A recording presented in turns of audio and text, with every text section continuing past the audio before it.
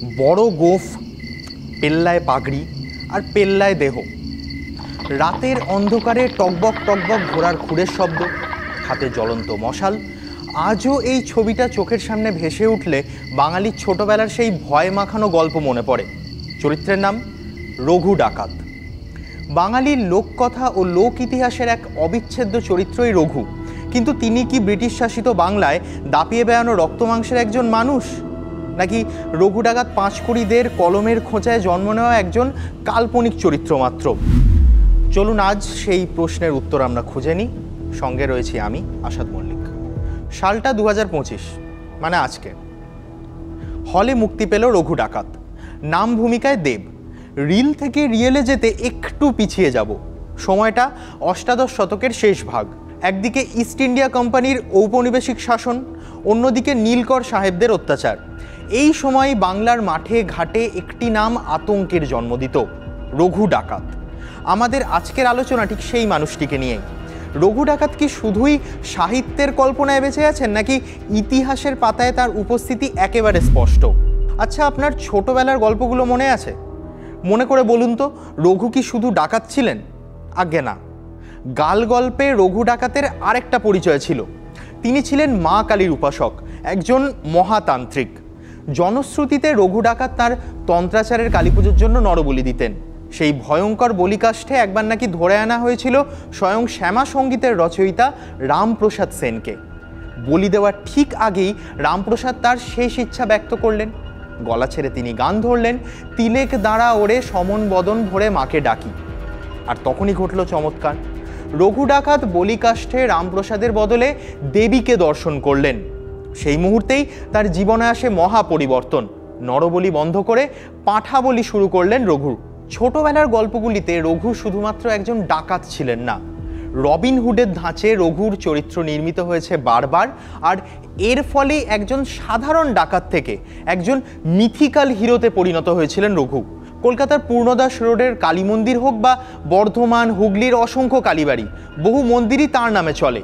অথচ ঐতিহাসিক গবেষণায় দেখা যায় সেগুলির প্রতিষ্ঠাতা অন্য কেউ, কিংবা মন্দিরগুলি রঘুর সময়ের চেয়েও বহু পুরনো। এই উদাহরণগুলোই প্রমাণ করে যে মানুষের কল্পনায় রঘু ডাকাত আসল রঘু ঘোষকে ছাড়িয়ে গিয়েছিল বহুলাংশে। সময়টা হচ্ছে আসলে আমাদের যখন নীল বিদ্রোহ হয়েছিল বাংলায়, এটা 1859-60 খ্রিস্টাব্দে নীল বিদ্রোহ চরম রূপ ধারণ করেছিল। সেই সময় নীলকররা এক নীল চাষি, যার নাম ছিল রঘু, তাকে ধরে নিয়ে আসে এবং তার উপর অত্যাচার করে। পরবর্তীকালে এই রঘু ছাড়া পায় এবং সে তার এলাকার মানুষকে নিয়ে সেই নীল কুঠি আক্রমণ করে এবং সেখান থেকে বিভিন্ন রকম খাদ্য ইত্যাদি শস্য ভাণ্ডার যা ছিল সব কেড়ে নিয়ে এসে গ্রামের গরিব মানুষদের বাড়িতে বাড়িতে পাঠিয়ে দেয়, অর্থাৎ দান করে দেয়। এই ঘটনা প্রথম ঘটার পর তার সম্পর্কে গ্রামের মানুষের খুব ভালো ধারণা হয় যে গরিবের তিনি ভগবান। এই রঘুর টাইটেল কী ছিল সেটা নিয়ে আবার দ্বিমত আছে। কেউ বলেন দত্ত, কেউ বলেন ঘোষ। তো যাই হোক, এই রঘুর নাম ছড়িয়ে পড়ে এবং পরবর্তীকালে এই রঘু বিভিন্ন নীলকর সাহেবের নীলকুঠি আক্রমণ করে তাদের শস্য গোলা, শস্য ভাণ্ডার ডাকাতি করে সেগুলো বিভিন্ন দরিদ্র মানুষদের মধ্যে ছড়িয়ে দেওয়াটা যেন তার জীবনে ব্রত হিসাবে নেয়। তার ফলে ধীরে ধীরে তার নাম ছড়িয়ে পড়ে চারিদিকে, যেন তিনি একজন রবিন হুডের মতন চরিত্র এবং মানুষের কাছে একটা ভগবানের মতন একটা আশ্রয় পেতে শুরু করেন। পরবর্তীকালে এমন ঘটনা ঘটে, বিভিন্ন দিকে বিভিন্ন ব্যক্তি এই রঘু ডাকাতের যে কর্মকাণ্ড তাকে ফলো করে। অনেক জায়গাতেই বিভিন্ন জন ওই নীলকর সাহেবদের আক্রমণ করে এবং তাদের খাদ্য ভাণ্ডার চুরি করে বা ডাকাতি করে গ্রামের মানুষকে বিলিয়ে দিত এবং তারা সবাই রঘু ডাকাত হিসাবেই পরিচিতি লাভ করতে শুরু করে। রঘু ডাকাত এইভাবে আস্তে আস্তে একটা মিথে পরিণত হয়। এইবার ইতিহাসের দিকে তাকালে বোঝা যায় রঘু ডাকাতের কি প্রয়োজনীয়তা ছিল সেই সময়। অধিকাংশ গবেষকের মতে রঘু ডাকাত ছিলেন রক্ত মাংসের মানুষ। তার আসল নাম ছিল রঘু ঘোষ। তিনি অষ্টাদশ শতাব্দীর, অর্থাৎ প্রায় আজ থেকে 250 বছর আগেকার মানুষ। সেই সময় বাংলা জুড়ে চলছিল নীলকর সাহেবদের সীমাহীন অত্যাচার। জোর করে কৃষকদের ধান ফলানোর সোনার জমিতে নীল চাষ করানো হতো। যারা প্রতিবাদ করত তাদের উপর চলতো অকথ্য নির্যাতন, এমনকি মেরেও ফেলা হতো কাউকে কাউকে। এখানেই গল্পের টুইস্ট, ভালো করে শুনবেন। রঘু ঘোষের বাবা ছিলেন এমনই একজন সাধারণ কৃষক।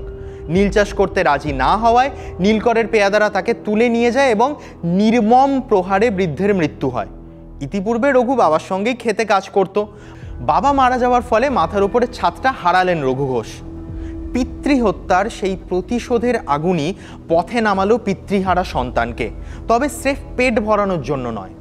অন্যান্য দুর্গতদের পাশে দাঁড়াতে ডাকাতির পেশা বেছে নিলেন রঘু। বাবার মৃত্যুর পর মরিয়া রঘু ঘোষ গ্রাম্য লাঠিয়ালদের থেকে লাঠি খেলা শিখলেন এবং অল্প দিনেই লাঠির ব্যবহারে অসাধারণ দক্ষতা অর্জন করলেন। যেই লাঠি একসময় ছিল শুধু খেলার সরঞ্জাম, সেই লাঠি তার হাতে হয়ে উঠল নীলকর সাহেবদের বিরুদ্ধে গর্জে ওঠার অস্ত্র। ইতিহাস বলছে রঘু ঘোষ এরপর শুধু ডাকাতি করেননি, তিনি অত্যাচারিত মানুষদের সংগঠিত করতে শুরু করেন। তার ডাকে সাড়া দিয়ে শত শত লাঠিয়াল তার দলে যোগ দেয়। রঘু ঘোষ প্রথম হামলা চালান নীলকুঠিগুলোতে, লুটপাট করেন, জ্বালিয়ে দেন নীলকরদের আস্তানা। এরপর তার লক্ষ্য হয় সেই সব জমিদার এবং সামন্তদের বাড়ি যারা এতদিন কোম্পানির সঙ্গে হাত মিলিয়ে সাধারণ মানুষের সম্পদ কুক্ষিগত করে রেখেছিল। আর এখানেই রঘু ডাকাতের সঙ্গে অন্যান্য ডাকাতদের পার্থক্য। লুট করার পর রঘু ঘোষ সেই সম্পদ নিয়ে কি করতেন জানেন? ইতিহাস বলছে তিনি নিজে দাঁড়িয়ে থেকে সেই লুটের মালপত্র ভাগ করে দিতেন বাংলার গরিব এবং ক্ষতিগ্রস্ত কৃষকদের মাঝে। নামে ডাকাত শব্দটা জুড়লেও সর্বহারাদের কাছে রঘু ডাকাত তখন মাসিহা। ফিরে আসি ভিডিওর প্রথমের সেই প্রশ্নে, রঘু ডাকাত কি সত্যি এ বাংলায় দাপিয়ে বেড়াতেন, নাকি তিনি শুধুই সাহিত্যের একজন চরিত্র? উত্তরটা হলো তিনি দুটি। ইতিহাসের পাতায় তিনি ছিলেন রঘু ঘোষ, একজন বাস্তবের বিদ্রোহী, নীলকরদের অত্যাচার এবং পিতৃহত্যার প্রতিশোধের আগুনে জন্ম নেওয়া একজন প্রতিবাদী নেতা, যিনি তৎকালীন শোষক শ্রেণীর বিরুদ্ধে লাঠিয়াল বাহিনী নিয়ে গর্জে উঠেছিলেন। সাহিত্যে এবং লোককথায় তিনি হয়ে উঠেছিলেন রঘু ডাকাত, একজন কিংবদন্তি। তার সাহসিকতা, রামপ্রসাদ সেনের সঙ্গে তার সাক্ষাতের গল্প এবং কালী মায়ের প্রতি তার ভক্তি, এই সবগুলোই তাকে একজন সাধারণ ডাকাত থেকে বাংলার কৃষ্টি এবং সংস্কৃতির এক অমর চরিত্রে পরিণত করেছে। আসলে বিষয়টা জানেন তো, খুব সহজ। ঔপনিবেশিক শাসনে যখন সাধারণ মানুষের প্রতিবাদের আর কোনো ভাষা ছিল না, তখন রঘু ডাকাতের গল্প হয়ে উঠেছিল বাঙালির সাহস এবং প্রতিরোধের প্রতীকী ভাষা। তাই রঘু ডাকাত ঐতিহাসিক সত্য এবং জনমানুষের কল্পনার এক অপূর্ব মিশ্রণ। ইতিহাস সাক্ষী, অষ্টাদশ শতকের বাংলায় দাপিয়ে বেড়াতো বহু ডাকাত। অনেকেই জমিদার শ্রেণীদের ওপর লুঠতরাজ চালাতো এবং সম্পদ ভাগ করে দিত গরিব মানুষের মধ্যে। তবে এই পন্থায় কি সমাজটাকে আদৌ বদলে ফেলা সম্ভব? আপনার কি মনে হয় জানান কমেন্ট বক্সে।